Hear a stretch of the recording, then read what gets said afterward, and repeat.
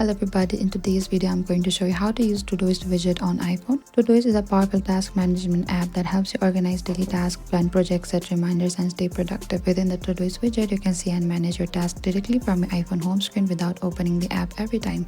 So let's get started. Make sure the Todoist is installed in your phone, and after that you can tap and hold on empty space until the app starts to jiggle, and after that in the top left we could see there's an option for the edit. You need to tap on the edit over here, and after that you need to select add widget. So from the widget we can automatically see the Todoist widget. Simply select on the Todoist widget over here, and now you'll see the different widget size simply by swiping on the left or the right option: small, medium, large. Choose the widget size you want to add and tap on the add widget on the bottom over here. Now the widget has just been added, and after you're done you can also drag it anywhere your home screen tap and simply slide it wherever you want to. Long press the Todoist widget. If you want to edit, you can do that as well, and this helps you focus only on what matters the most. And that is it. That's how you can easily use the Todoist widget on iPhone. Thank you for watching this video. I hope I could help you. If you have any trouble or question, please comment down below and we will reach out to you very soon.